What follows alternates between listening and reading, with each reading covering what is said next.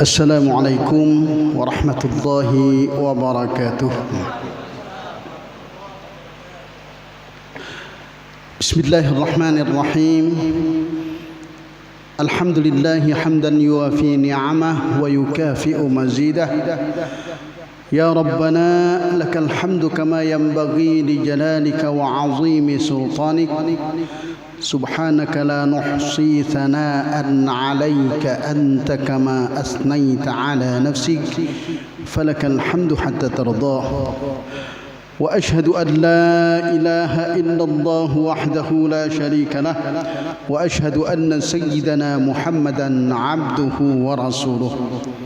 اللهم صل على سيدنا محمد الفاتح لما أغلق والخاتم لما سبق ناصر الحق بالحق والهادي إلى صراطك المستقيم وعلى آله حق قدره ومقداره العظيم. Yang terhormat para alim ulama, para dewan guru, para pemuka masyarakat, hadirin hadirat yang saya hormati, marilah kita semua selalu memanjatkan puji syukur kita ke hadirat Allah Subhanahu wa taala atas segala limpahan rahmat dan karunia-Nya kepada kita semua sehingga kita bisa bertemu muka kembali setelah jeda entah berapa bulan ya kita ya. Dari bulan Rajab, Syaban, Ramadan, ya 2 bulan lockdown.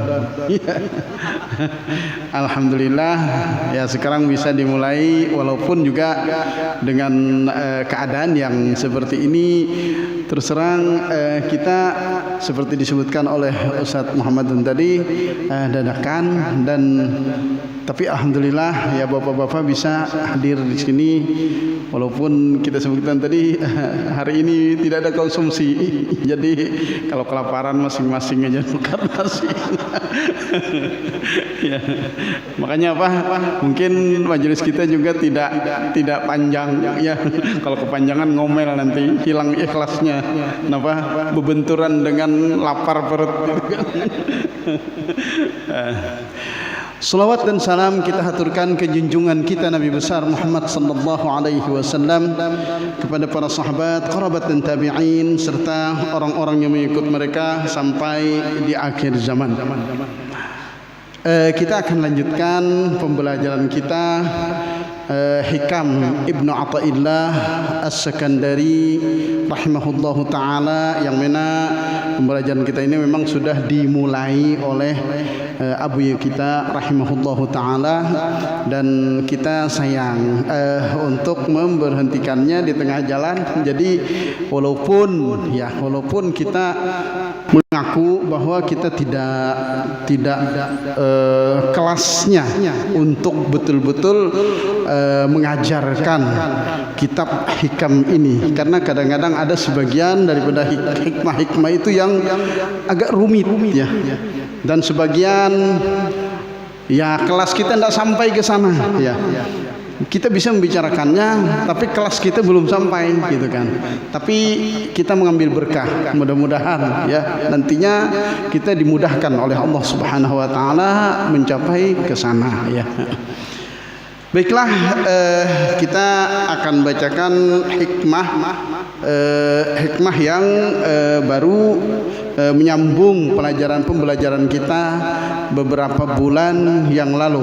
Kalau tidak salah 3 bulan. Karena apa? Di Haulan kan kita fokus kepada ceramah para habaib ya. Bismillahirrahmanirrahim. Qala al-imamul arifu billah Ibnu Athaillah As-Sakandari rahimahullahu ta'ala, qala rahimahullah, man 'arafa al-haqqa syahidahu fi kulli syai' wa man fana bihi ghaba an kulli syai' wa man ahabbahu lam yu'thir 'alaihi syai'an. Man 'arafa al-haqqa syahidahu fi kulli syai'. Barang siapa mengenal akan Allah, dia akan menyaksikan Allah pada semua sesuatu. Artinya orang yang ini istilah orang arif billah ya.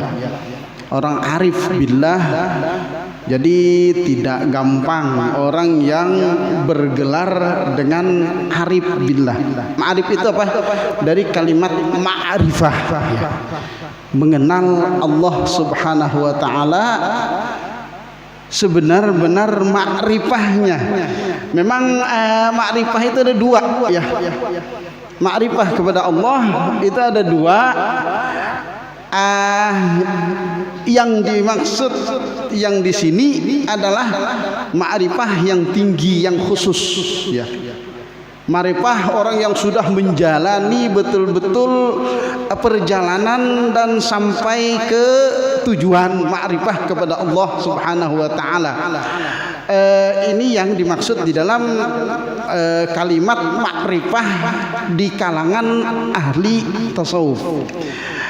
Tapi kalau makrifah yang di kalangan ahli tauhid, awaluddin makrifah gitu kan. Awaluddin, sampai ada santri kita yang namanya Awaluddin ya. Nanti namanya ada makrifah lagi. Nah, kalau makrifah itu memang sesuatu yang ditanam oleh Allah di lubuk hati, bahkan itu fitrah ya. Fitrah yang diwatakkan oleh Allah Subhanahu wa taala dengan manusia. Seperti disebutkan oleh Rasulullah apa? Kullu mauludin yuladu 'alal fitrah fa abawahu yuhawwidanihi aw yunassiranihi aw yumajjisanihi. Setiap orang yang dilahirkan atas fitrah. Fitrah itu apa? Mengenal bahwa Allah itu esa, Allah itu tauhid, Allah itu satu, dan bahwa Tuhan kita itu Allah. Itu makrifah ya. Makrifah mengenal Allah Subhanahu wa taala. Maka kata Rasulullah, dua ibu bapanya nantinya yang akan menjadikan anak ini menjadi orang Yahudi atau menjadi orang Nasrani atau menjadi orang Majusi. Artinya diwarnai oleh dua ibu bapanya. Nah, itu kan watak manusia itu menerima ma'rifatullah. Sedikit diajarkan sudah tertanam ya di dalam hati seseorang, di dalam jiwa seseorang, di dalam jiwa bahkan seorang anak. Karena memang ya seperti lampu gitu ya. Pelita nanti didedangkan api sedikit menyala gitu kan, karena sudah ada persiapan di sana. Itu makrifah yang pertama, yang syarat menjadikan orang menjadi orang beriman kepada Allah Subhanahu wa taala. Nah, kalau itu beda dengan ma'rifah yang ini ya. Ma'rifah yang ini orang yang betul-betul kenal dengan Allah Subhanahu wa taala dan selalu ingat kepada Allah Subhanahu wa taala, selalu bisa mengikuti warna-warni syariat setiap kesempatan. Orang arif billah ya. Orang ini orang murabbi, orang yang layak untuk mendidik, bahkan bukan mendidik yang zahir, juga yang batin ya. Itu yang arif billah namanya ya. Tidak gampang ya, seperti guru sebutkan tadi. Mungkin kita belum sampai ke sana ya, belum sampai ke sana, dan jarang yang sampai ke sana ya, jarang yang sampai ke sana. Jadi itu, tapi bagaimanapun itu orang yang kalau orang sudah sampai ke tetal arif billah secara tasawuf, itu syahidahu fi kulli syahid. Kata Imam Ibn Athaillah, orang yang kenal dengan Allah itu selalu menyaksikan Allah dengan mata hatinya di setiap sesuatu. Tiap sekali dia melihat sesuatu, dia akan teringat kepada Allah, kontak kepada Allah. Sebenarnya ini umum ya. Apapun yang dilihat, dia akan ingat bahwa itu adalah makhluk Allah, itu adalah aturan Allah Subhanahu wa taala. Tetapi nah, dia juga mengikuti syariat Allah. Hanya kan ada juga orang bahari ilmu sebukuk gitu kan. Jadi oh ini kan kehendak Allah, ini kan takdir Allah, ini kan milik Allah. Jadi bahkan kadang-kadang ada yakinnya kuat, tapi naudzubillah bini orang diambilnya. Oh itu kan punya Allah, jadi punyaku juga. Nah itu sudah salah namanya. Ini bukan arif billah ya. Orang arif billah itu selalu mengutamakan kebesaran Allah, selalu memelihara syariat Allah. Itu yang maksud syahidahu fi kulli syai' itu kan. Dia berjalan di sini apa hukum Allah? Kata ulama apa? Kata Imam Haramain. Ya. Kata Imam Haramain, tidak ada waktu, tidak ada tempat dimanapun di permukaan bumi ini kecuali di sana ada hukum Allah yang ditentukan oleh Allah Subhanahu Wa Taala. Nah ini orang arif billah. Di sini berdiam. Apa aturan Allah di sini? Nah, di situ dia terapkan aturannya. Di sana dia beraktivitas. Apa hukum Allah di sana? Dia lakukan dan dia terapkan. Itulah orang yang betul-betul arif billah. Ya. Makanya orang arif billah ini macam-macam. Tidak mesti guru, ya. Karena orang pejabat, orang pegawai, tapi arif billah. Bisa. Dan kadang-kadang bisa keramat itu. Ya. Ulun sendiri pernah menyaksikan penguburan seorang ibu di daerah sana, di daerah Kampung Baru. Ya. Di kuburan yang sana di perapatan itu, jadi seorang ibu meninggal. Beliau ini pengen dikuburkan dekat di samping kakak beliau, di samping kakak beliau.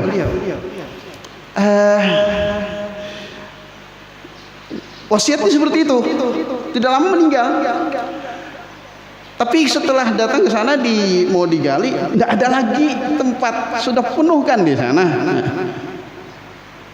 Tidak apa-apa, kata yang keluarga yang lain, kita lapis aja sama saudaranya. Memang dia sayang cinta sekali dengan kakaknya ini, ibu ini, gitu kan. Digali lah. Kakaknya ini sudah 19 tahun meninggal. Jadi dibuka, digali rupanya kedalaman sampai ke jenazah yang di bawah. Tapi jenazah di bawah tidak berubah sama sekali. Kebetulan terbuka kaki beliau, tidak berubah, putih gitu kan. Ya kalau orang biasa kan, jangankan 19 tahun, 19 hari aja sudah berubah dong. Ya. 3 hari sudah berubah, dan itu wajar. Ya. Kalau orang meninggal dikubur rusak badannya, wajar itu. Ini mungkin yang sering menggali kuburan, kalau ada tergali misalnya, ini kenapa jadi busuk? Ya memang seperti itulah keadaan, ya mayat. Jangan dibilang, ini jangan-jangan orang yang jahat ini, padahal ini sembahyang aja. Enggak seperti itu. Umumnya seperti itulah. Tapi kalau ada jenazah yang tidak berubah, berarti itu ada keistimewaan. Kalau asalkan orang mukmin, ya, jangan orang kafir lah. Orang kafir ya lain lagi pembicaraan kita. Asalkan orangnya beriman, 99,9% orang itu masuk surga, gitu ya. Yaitu. Jadi dibuka. Kita kembali ke yang tadi. Ya. Beliau kaget orang. Ini masih ada, gitu. Jenazah masih ada, tidak berubah sama sekali. Ya kemudian ditutuplah gitu sedikit, ditaruhlah yang adiknya di atas. Kita ikut menghadiri. Kalau tidak salah saya yang mentalkinkan ibu itu. Setelah pulang, waktu jalan-jalan pulang dengan jamaah yang dekat situ, saya tanya.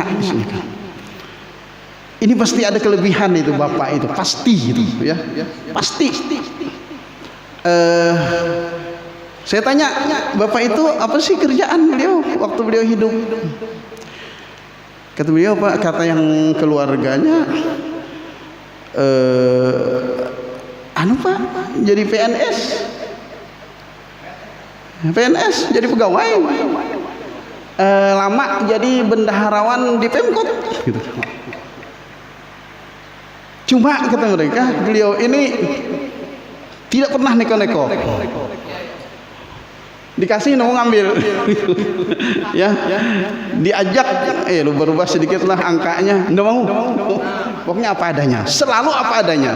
Sehingga dengan terlalu jujur seperti itu, beliau itu banyak dimusuhin. Orang terlalu jujur sekarang kan sulit gitu kan. Jadi tapi beliau tidak peduli, pokoknya apa adanya, ini saya dikasih, tidak mau gitu kan. Kalau tidak hak beliau, hanya gaji, fasilitas, apa yang ada beliau ambil, selainnya tidak gitu kan. Padahal jadi bendahara gitu kan. Bendahara ini kalau orang yang mau main-main kan, ya jabatan basah kata orang. Tapi apa? Itu orang yang tahan. Itu termasuk arif billah di situ. Orang yang mengenal Allah subhanahu, hukum Allah itu ya. Bahwa ini boleh, ini tidak. Ini haknya, ini bukan haknya. Kita enak aja sih bilang sama orang, ada orang misalnya ada korupsi, oh itu kenapa jadi korupsi? Ya mereka dihadapkan dengan uang yang bertumpuk. Coba kita dihadapkan ke sana, bisa tidak nahan diri? Belum tentu ya. Makanya kita ini memang, aku tidak pernah korupsi, ya memang tidak ada yang dikorupsi, ya begitu. Jadi beliau ini, kembali ke beliau ini, katanya, kata keluarganya, ya amalannya ya tidak ada sih, ya sholat. Beliau ini orang yang saleh lah, sholat 5 waktu, yang sunat pun agak tidak begitu banyak juga gitu kan. Cuma kejujurannya itu memang diakui.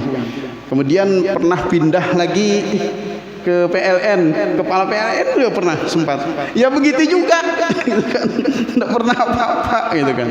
Nah itu namanya orang arif billah. Jadi arif billah itu bukan hanya di masjid. Kadang-kadang makrifah billah itu lebih susah di kantor daripada di masjid ya. Karena di sana ada hukum Allah ya. Ya kita misalnya ketemu dengan cewek yang cantik sekali. Nah, makrifah billah di situ apa, anak-anak nih, ini remaja-remaja nih kan. Makrifah billahnya di sana adalah tahan tidak melihat itu, tidak melihat cewek itu. Nah, itulah makrifah billah. Ya. Itu orang yang arif billah. Karena ingat bahwa Allah melarang melihat itu. Ya. Ini yang dimaksud apa? Syahidahu fi kulli syai'. Itu orang arif billah ya. Bukan hanya ingat-ingat gitu saja, enggak ya. Itu apa? Menerapkan apa yang ditentukan dan diatur oleh Allah di setiap kesempatan, di sana dia jalankan. Itu orang yang arif billah. Ini pertama. Ada 3 bagian yang beliau bicarakan sini. Itu yang arif billah. Yang kedua, waman faniya bihi. Fania apa fana? Ya, ini ada nih. Waman fana atau fania? Ya, ini anak-anak nih yang tasrifan. Itu kembali ke wazan fa'ila kah wazan fa'ala? Ya.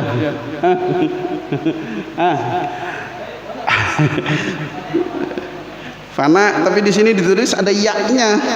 Biasanya fania. Kalau fana pak nah gitu kan. Begitu. Ayo siapa yang guru tasrif, guru saraf? Gitu. Mudah-mudahan tidak salah, fania aja gitu pegang ya. Fania. Dan barang siapa panak dengan Allah, ghaba an kulli syai', gaiblah ia dari setiap sesuatu. Ini orang ada istilah di dalam tasawuf itu fana billah, al fana billah ya. Ini orang banyak, biasanya orang tarekat ya, yang banyak berzikir atau banyak berselawat atau banyak apapun. Kadang-kadang banyak internet, fana dengan internet juga sekarang. Lihat aja ada sebagian anak-anak yang linglung. Kenapa? Dia fana dengan game, gitu kan. Nah, kalau ingin memisalkannya seperti itu, lihat anak-anak yang ndak tahu orang sekelilingnya lagi. Pokoknya game aja terus. Jalan ketubruk situ ketubruk tiang baru merasa kenapa? Ini game terus, itu fana namanya. Begitu juga dengan orang fana billah, ya. Dia selalu ingat dengan Allah Subhanahu wa taala, dan ini kadang-kadang bisa sampai menghilangkan stabilitasnya. Akalnya bila hilang, ya. Tapi sedikit bedanya dengan orang gila, gitu kan, ya. Orang yang fana billah ini apapun yang dia lakukan tidak ada hukum, ya, tidak ada hukum. Kalau betul-betul, ini kadang-kadang ada juga orang yang berpura-pura pura-pura fana billah, pura-pura pina majzub. Jarang ada istilah sekarang kan, istilah majzub, orang yang ditarik oleh Allah akalnya, selalu ingat kepada Allah, gitu kan. Dia merasakan itu biasanya orang kebanyakan apapun yang banyak, ya. Apakah orang itu membaca Quran banyak sekali menjiwa, hilang perasaannya, itu fana namanya. Apakah orang itu berzikir, dia menjiwai, akhirnya terasa hilang dirinya, hanya ingat kepada Allah Subhanahu wa taala, itu juga fana. Permisalannya, contohnya ya yang sekarang, ya. Apapun yang digawinya, dikerjakannya, dia terlalu fokus di sana, dia tidak memperhatikan dan tidak terpikirkan lagi orang sekelilingnya, itulah fana, ya. Dulu agak sulit memberikan misal, sekarang banyak kok, ya. Kekanakan yang halus itu banyak tuh yang kadang-kadang linglung, ya. Linglung, ndak nyambung lagi dengan orang sekelilingnya. Tapi itu fana, ya, jadi linglung betulan, bukan fana billah, ya. Kalau fana billah ini orangnya memang dekat dengan Allah. Makanya kalau ada orang yang mencaci orang itu, ini sangat berbahaya. Jarum Banjar ketulahan, atau bahasa Indonesia kualat, sangat rentan dengan kualat orang yang seperti itu. Dan orang seperti itu sebaiknya kita jaga jarak. Jangan terlalu dekat. Kenapa? Kalau terlalu dekat, kadang-kadang kita memprotes dengan hati aja sudah kena. Apalagi protes dengan ucapan. Jadi apa? Baiknya jangan. Di Mekah itu banyak gitu yang seperti itu, orang yang asik dengan Allah Subhanahu wa taala sehingga tidak tahu lagi dia orang sekelilingnya. Jadi dulu ada Sayyid Ahdel, ya, yang sering ke tempat Guru Zaini dulu itu. Kata beliau apa? Ada orang di Mekah itu terkenal beliau itu, orang di Mekah itu. Beliau ini tidak tahu orang lain, tapi orang wali sebenarnya. Ya, yang ini al-fana billah ini kan. Kata Sayyid Ahdel apa? Orang itu mustajab doa, kata beliau. Apapun yang dia doakan, insya Allah kabul, hampir dipastikan kabul. Tapi jangan minta doa dengan dia. Kenapa? Terus yalah didoakannya mudahan ikam fakir berumuran, kan. Jadi apa? Ini mendoakan apa yang di dalam hatinya, sudah langsung. Kalau kita kan mendoakan, ya, orang datang, ada orang perlu, ya minta doakan, kita doakan apa hajat orang, ya. Itu kan kita masih sadar. Kalau mereka enggak. Makanya jadi saya tanya, ikam jangan minta doa lah lawan orang itu. Orang itu memang orang dekat dengan Allah, tapi khawatir nantinya yang didoakannya itu kada sesuai dengan hajat kita. Itu namanya al-fana billah. Banyak di kalangan para aulia wassalihin yang dulu itu ada marhalah, ada waktu yang mirip seperti ini, ya. Abuya itu pernah, ya, terus terang. Abuya kita pernah dulu. Tapi waktu yang itulah yang sangat berbahaya, gitu kan. Sangat berbahaya. Kita harus, kalau kita kan orang dekat dengan beliau sudah memaklumi gitu. Jadi itu sangat berbahaya. ada waktu itu yang memang mereka tidak begitu merasakan orang sekelilingnya. Bahkan di dalam sejarah, bahkan ada sampai itu Imam di dalam kitab disebutkan oleh Imam Ibnu Arabi itu bisa sampai hilang, orangnya hilang, jasadnya itu hilang. Itu ada guru-guru kita berkisah itu kan di Marabahan, itu kan termasuk keturunan Datuk Kelampayan yang tinggi itu ya, yang di Marabahan itu. Jadi di Marabahan ini kan yang figurnya ya Datuk Abdul Samad ya, Abdul Samad itu kan. Beliau punya saudara sebenarnya di situ di daerah ya, bukan beliau, ada ulama di situ yang juga keluarga dari keturunan Datuk Kelambayan. Yang satunya ini jadi guru, orang yang betul-betul yang alif billah tadi. Tapi yang satunya senang menonton wayang. Jadi kadang-kadang ya ikut wayang. Jadi kata yang satu, itu haram, boleh kamu itu buat dosa aja tiap hari gitu kan. Jadi rupanya ini majub juga orangnya yang satunya ini. Cuma yang saudara ini, yang kakak ini memang lebih tinggi kelasnya. Jadi ndak bisa apa-apa yang satunya itu kan. Jadi tiap hari diomelin, adik ini tiap hari diomelin, kamu ini pekerjaan itu aja, itu coba kesinilah, belajar di sinilah. Jadi rupanya yang adik ini muyak juga, selalu diomelin. Ya kak, sempian selalu mengomelin ulun tiap hari. Coba kita praktekkan ilmu kita gimana gitu kan. Sembian kayak bujur, ulun kayak bujur gitu kan.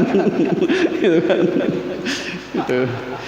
Jadi kata yang kakak, sudah buktikan ilmumu. Jadi waktu itu kan duduk di muka, habis itu berzikir, ingat kepada Allah sampai hilang, tidak terlihat lagi ya. Habis itu tidak berapa lama sedikit timbul, kelihatan lagi gitu kan orang. Kata adiknya, ini ilmu ulun gitu kan. Sempian harus buktikan juga gitu kan. Jadi rupanya yang kakak ini kan ndak kalah juga gitu kan. Habis itu berzikir juga, akhirnya hilang juga. Tapi ketika hilang yang kakak ini, tercium harum seluruh ruangan ini gitu kan. Setelah itu tidak lama ada lagi kelihatan. Habis itu kata kakaknya, sudah dek, kamu terserah kamu aja lagi kerjaanmu gitu kan. Aku tidak negur kamu lagi gitu kan. Ya kata adeknya, ya sempian lebih tinggi kak daripada saya gitu kan. Ya memang karena yang kakak ini arif billah ya. Yang adek ini majub al-fana billah ya. Al-fana billah itu memang sesuatu yang bagus, tapi ya lebih tinggi orang yang arif billah. Dan orang yang seperti kita sebutkan al-fana billah ini sulit jadi panutan. Kadang-kadang untuk bawa hiburan kayaknya itu kan. Kadang-kadang kita bisa memprotes, kita yang kualat gitu kan. Sudah jangan ikut orang seperti itu ya. Tapi jangan protes, itu saja ya, itu saja. Ini yang kedua ya. Wa man faniya bihi ghaba an kulli syai' gitu. Gaib ya daripada setiap sesuatu, artinya dia tidak bisa ingat lagi. Kemudian yang terakhir, waman ahabbahu lam yuksir alaihi syai'an, dan barang siapa cinta kepada Allah, dia tidak akan melebihkan di atas Allah itu sesuatu. Artinya pasti Allah lah yang paling tinggi. Sulit itu sebenarnya ya. Kadang-kadang ya kita di dalam kehidupan inilah, kata orang nih duit, nah asal pian setuju dengan kebijakan ini, kebijakan itu misalnya tidak sesuai dengan syariat, Tapi itu punya. Nah, kami kasih semiliar hijau mata itu kan. Nah, itu. Allahkah yang dilebihkan duit itu kah? Nah, orang cinta kepada Allah ya pasti dia akan melebihkan Allah, itu maksudnya ya. Ya syukur-syukur kita ini tidak dihadapkan kepada sesuatu cobaan yang sangat tinggi, itu syukuri gitu ya. Syukuri itu. Karena apa? Kalau kita dihadapkan kepada sesuatu yang di sana ada unsur maksiat, kita mungkin banyak yang tidak lolos di sana ya. Jadi apa? Kita mengaku cinta kepada Allah, tapi belum tentu cinta kita itu terlalu tinggi dengan Allah Subhanahu wa taala. Ini apa? Ada 3 golongan yang diceritakan oleh Imam Ibnu Athaillah As-Sakandari. Yang pertama al-arif billah, yang kedua al-fana billah, yang ketiga al-muhib billah, orang yang cinta kepada Allah. Tapi di dalam perjalanan ya, di dalam perjalanan seorang muslim sebenarnya berbalik. Ini dijabarkan oleh Imam Ibnu Athaillah As-Sakandari juga di kitab yang lain. Pertama, orang itu kan diberikan oleh Allah, ditanam oleh Allah di dalam hatinya secercah mahabbah, cinta kepada Allah. Semuanya pasti ada itu ya. Kita ini pasti ada, tapi tergantung cinta itu besar apa enggak, itu saja lagi ya. Yang pasti setiap orang beriman ada mahabbah kepada Allah Subhanahu wa taala. Nah, mahabbah ini dibesarkan oleh Allah sehingga apa? Orang ini rajin beribadah ya. Rajin beribadah, rajin menjalankan syariat Allah, rajin mendekatkan diri rohaninya kepada Allah Subhanahu wa taala. Itu mahabbah. Jadi dan di dalam perjalanan ya banyak cobaan tadi. Kita akan dicoba, kita berada di suatu tempat, misalnya di sana ada maksiat. Bisakah kita menahan diri dari maksiat itu ya? Kalau kita bisa, berarti kita masih mengutamakan Allah, melebihkan Allah dari yang lain. Berjalan ini banyak kita yang tidak lulus. Buktinya aja apa? Tahajud saja. Ya. Kita tuh mau tahajud, sudah bunyikan jam beker. Tring. Sekarang kan ada yang berulang-ulang lagi gitu kan. Tapi apa? Mau bunyi ambil mati gitu kan.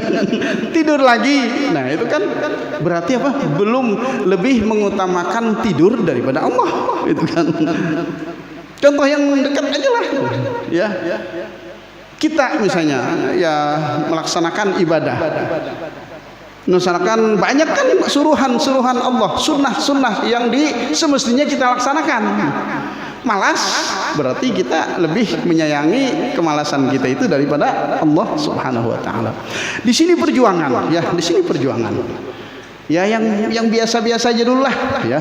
Misalnya kita mengamalkan ya setelah bulan Ramadan kita giat beribadah sembahyang sunat, ya lanjutkanlah sunat-sunat qabliyah ba'diyah itu perjuangan kita secercah daripada mahabbah kepada Allah Subhanahu wa taala. Nah, kalau terus berjalan, nah itu makanya kan di dalam hadis Rasulullah sallallahu mazal al-'abdu yataqarrabu ilayya bin nawafil hatta uhibbah, kata Allah. Senantiasa seorang hamba mendekatkan diri kepadaku sehingga dengan amalan-amalan yang sunat sehingga dia aku cintai. Nah itu. Fa iza ahbabtuhu kuntu sam'ahu alladhi yasma'u bih wa basarahu alladhi yubsiru bih. Hadis. Apabila aku cintai, jadilah aku pendengarannya, penglihatannya, geraknya, langkahnya. Ini yang isyarat kepada panak billah tadi ya, panak. Ini orang. Nah, setelah itu kadang-kadang dia bisa tidak ingat lagi ya. Ada waktu-waktunya orang yang panak billah, tapi umumnya dikembalikan nanti ya, dikembalikan konsentrasinya. Nah, setelah melalui perjalanan itu, itulah dia bisa mendapatkan ma'rifah kepada Allah Subhanahu wa taala. Dan orang yang setelah majzub, setelah ditarik oleh Allah itu kemudian dikembalikan, nah orang yang seperti itulah yang bisa betul-betul memberikan tarbiyah zahir dan batin, ya. Tarbiyah batin yang sulit, ya. Kalau kita tarbiyah zahir gampang aja sih. Ya, kita belajar kitab bisa menguasai, kita ajarkan dengan anak-anak, ya sudah. Tapi tarbiyah batin ini yang sulit, ya. Yang umumnya orang harus melalui dulu baru dia bisa memberikan tarbiyah yang khusus, gitu kan. Ya, kita ini hanya apa yang kita ambil dari guru kita, apa yang diajarkan oleh guru kita, itulah yang kita sampaikan kepada murid kita. Kita berwasilah, ya, kita minta berkah dari guru-guru kita. Ya, mudah-mudahan kita mendapatkan keberkahan dari mereka, dapatlah tarikan itu kepada Allah Subhanahu wa taala, dan bisa nantinya siapa tahu kita juga bisa sampai ke sana dengan sedikit perjuangan dan sedikit keberkahan.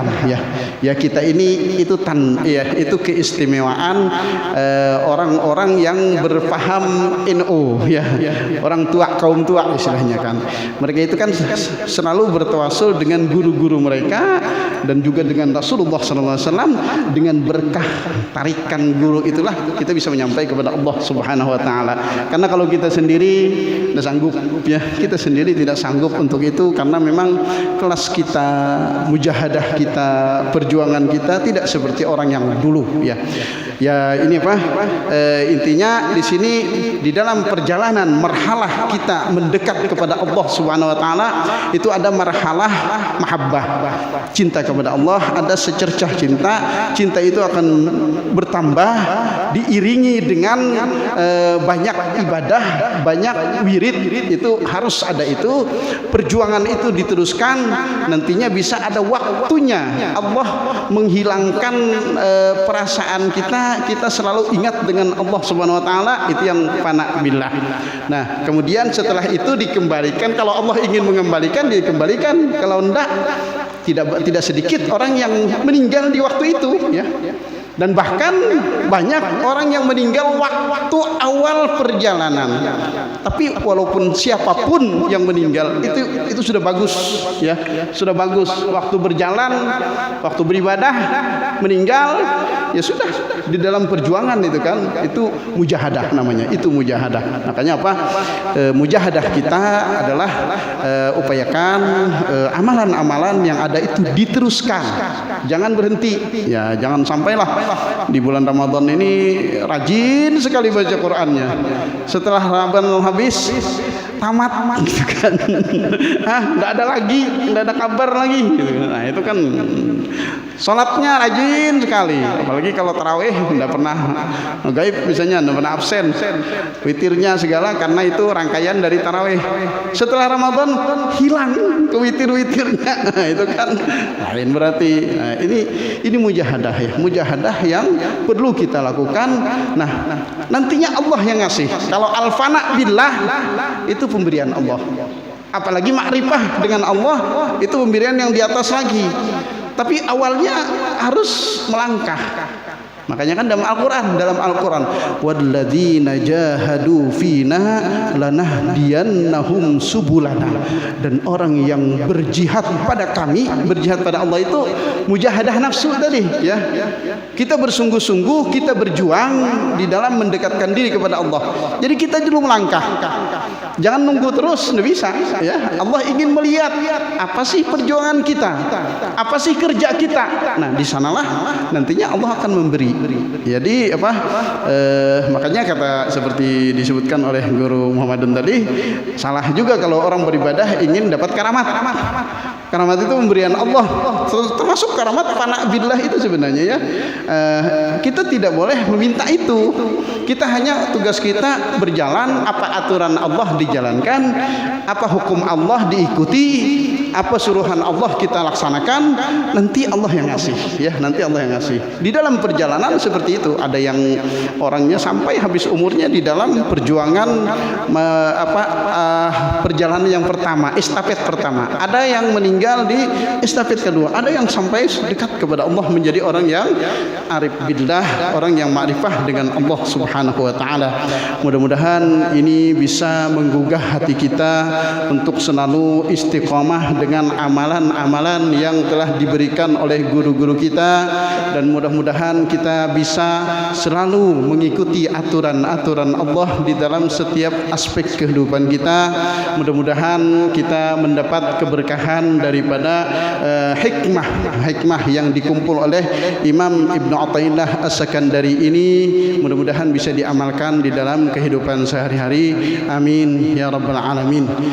Marilah kita semua baca Yasin dan tahlil sebagaimana disebutkan tadi, dihadiahkan untuk Sayyidi Muhammad Arsyad Al-Banjari dan Habib Saleh Tanggul, dan juga Habib Abdul Hayy Al-Segaf almarhum yang memang biasa jemaah yang hadir di jemaah kita.